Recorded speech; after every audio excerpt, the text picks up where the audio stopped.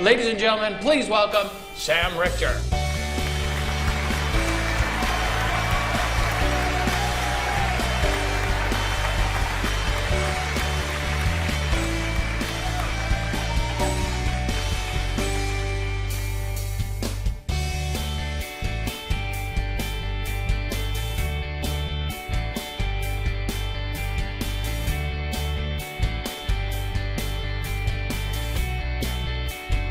You can understand what the other person's doing, why they do it, how they do it, who they choose to do it with.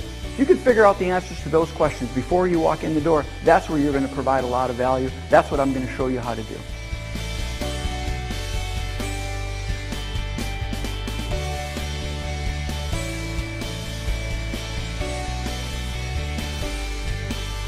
In the old days, I used to go up and go, "Hi, how you doing? Very nice to meet you. We're going to spend an hour together. I brought my portfolio of award-winning ads. None of them have anything to do with you or your company, but we're going to spend 45 minutes going through it, and when we're done, we'll have 15 minutes left over where we can talk about me. How does that sound?"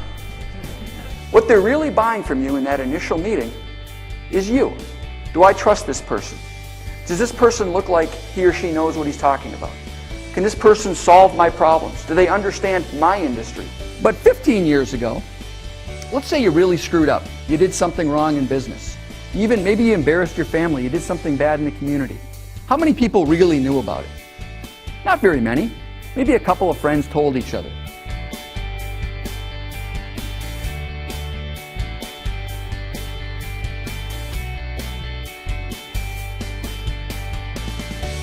We're going to learn more about how to use search engines, more than you've ever thought possible. I'm going to give you some tips and tricks on how to get information out of search engines. We're going to talk about the invisible web, or the portion of the internet that's just not searchable via search engines. And we're going to talk about how to get access to very high-end databases, how to get access to very high-end information that big companies are paying hundreds of thousands, sometimes millions of dollars for. How can you get access to those same resources at no charge? How many of you have ever taken a formal Google class? None of us, but we're expected to use this stuff multiple times a day. So what I try to share with people is, how do you use the web? Yeah, I teach you how to use the web and how to search, but more important, how do you use the web to find information that you never thought possible? And then how do you use that information to build deeper relationships with your clients?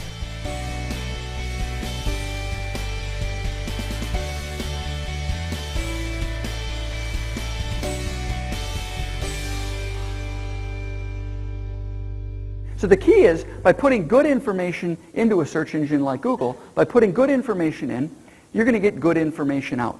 So let me give you just a couple of tips on how do you put good information into a search engine like Google. How many of you, within 5 minutes of Kim Kardashian filing her divorce papers the other day, were online Googling it? So I'm looking for this guy, William Scott Johnson. He's located in Alexandria, but every time I type in Alexandria, I get the country Greece, so I don't want that. So is it minus sign? Do I use quotes? Do I use plus? Do I use and? I don't have time to remember all this stuff. How many of you have seen this little button over here called Advanced? How many of you look at that button and you say, "Nah, not for me. I'm not advanced." So if I know what your website address is, which is easy to find, just type in your company name within quotation marks within Google. I can find your company website address. Once I do that, I can go into Google and I can do something at, type in your website address. Really important, put the whole thing within quotation marks. And what Google will do is it's going to go out there and find web pages where email addresses exist. I didn't just hack into Cargill's email directory. Rather, I'm looking for web pages where an email address exists. How about finding decision makers? Find me the vice presidents of something at Ameriprise. Give me the vice presidents of something at Ameriprise. Google, fill in the blanks for me. Now, I'm not hacking into Ameriprise's employee directory. That's a different presentation I can share with you later. How many of you suffer from temporary amnesia? Any of you? Or how many of you suffer from permanent amnesia? Where you're at an event like this, you're going to meet a lot of really cool people during the lunch hour, and you're going to get their names, and you're going to get their company name, and you're thinking to yourself, wow, they could be a really cool partner. They could really be a great client of ours. You're going to go Google them tonight, right? And you can't remember their company name. You can't remember their last name. Well, there's a cure for that. I call it amnesia assistance. Google calls it an asterisk or a wild card. Anytime you can't remember a piece of information, drop in an asterisk. Google will fill in the blanks for you. What's the likelihood that one of these high net worth individuals is going to Google your name before they decide to work with you? What do you think the likelihood is? 100%. 100%. I said, what do you think they find? He said, I have no clue. I said, well, I found your MySpace page. He said, oh yeah, that thing. I set that up like 5 years ago. He goes, is that still out there? I said, not only is it out there, but it's been hijacked by a pornographer. Which I said, and now that I think about it, may actually be the reason why his practice is so successul. But Google's got the Google Library Project, where they're going to libraries around the world and indexing old newspapers, trade journals, magazines. All this stuff is searchable. You want to freak yourself out? Do this on your own name. Now, if your name's Joe Smith, this won't work too well. All right, but if your name's Joe Bafutnik, it'll freak you out. You've all downloaded files from the internet, right? You never really think anything of it. Did you know that every file ever posted to the web, Google indexes? And it not only indexes the title of the document, it actually opens up and makes every single word within that document completely searchable. How do you find it? You use what's called a file type colon search. This could be an Excel spreadsheet of the products that Honeywell sells into South Dakota. And as a matter of fact, on column F is their list price, and column G is what they actually charge the state. Now, do you think this would be valuable for any of you? As I'm talking here, I'm kind of like making a note to self. Note to self, don't pick on a Fortune 500 company with in-house lawyers. Don't leave it to chance. Get an early warning system. How many of you have a Google Alert account? Completely free. Google.com/alert. You can set up as many alerts as you want. I set them up on my name, my wife's name, my kids' names, my business, my clients, my prospects. Anytime Google finds anything new, it sends me an email. And you can even choose, hey, Google, only send me news. Only send me blog posts. Now, many of you are probably sitting here going, gosh darn it, Richter, why didn't you teach me this stuff when I was in college? I mean, seriously, American history plus, term paper plus file type colon DOC. Click, print, go out and party. So some of these things you don't want to tell your kids. Personal information. Remember what I talked about earlier. People like to do business with people that they trust, where they understand the other person, they value the other person, where we have shared experiences. Where can I find this kind of information? Okay, you have a BA in English, so you probably do know what the past tense of wing it is. And you went to Duke University. I mean, just having this information, when we meet, I feel more confident. So even if I don't use the information during our meeting, I just feel more confident because I have it. This is one, it's really easy to use. It pulls up profiles or resumes of executives. Hey, before I meet with people, I like to do a little bit of homework. And guess what I found? Hey, congratulations on that newspaper article yesterday on that new account you just landed. And oh, by the way, I hope I'm not letting the cat out of the bag here, but I do this little Twitter thing, and one of your employees just tweeted that you were named United Way Volunteer of the Year. How cool is that? Get the other person talking about something that they're passionate about.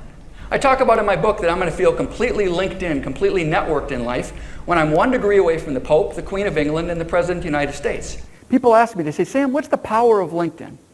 And here's my answer. Well, think about this. I'm some hunyuck from Minneapolis, Minnesota, and I'm 2 degrees away from the Pope.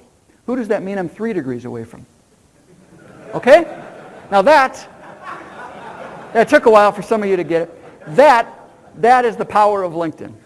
Did you know that every tweet on Twitter ever sent at any time is archived and searchable forever via the Library of Congress? I'm also going to be in St. Louis at the same time that Mark's going to be in St. Louis. So how do you use this information? Again, if Mark and I wanted to do business together, now again, you got to do this carefully. Hey, Mark, I was spying on you and I see that you're going to be in St. Louis next week. I was hoping we could meet for coffee. No, you got to do it tactfully. OpenSecrets.org. Give you every political contribution made in the United States. Now, why is this important? Because sometimes in a meeting, knowing what not to say is as important what to say. Before I meet with people, I like to do a little bit of homework. Because I want to make sure that everything I talk about today is relevant to the things that you care about. Now, use your own words, but when you do that kind of a thing with a prospect or a client, it really shows respect for the other person. And by the way, it will differentiate you from 99% of the people that other person's ever met with. How many of you like to golf? How many of you have clients who like to golf? How many of you would like to know if your clients tell the truth? So one of our speakers that's coming up this afternoon is an outstanding golfer. At least he claims that, so I wanted to check him out. Here's Eric. And so if you're going to be, Eric, how you doing? Eric, if I'm going to be in a charity golf tournament, you want to be on Eric's team. Just because you can find the information, does that necessarily mean that you should use it? So for us,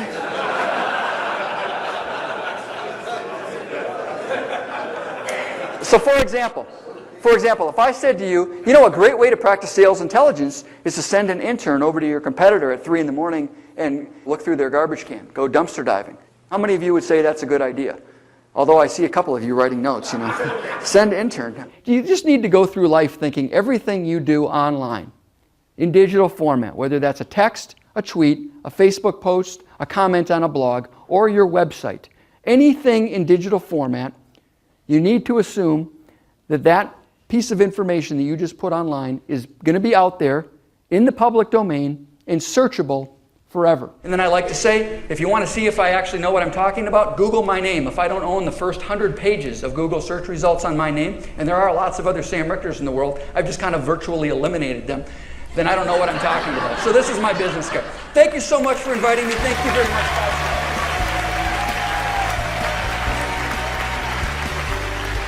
How fascinating was that?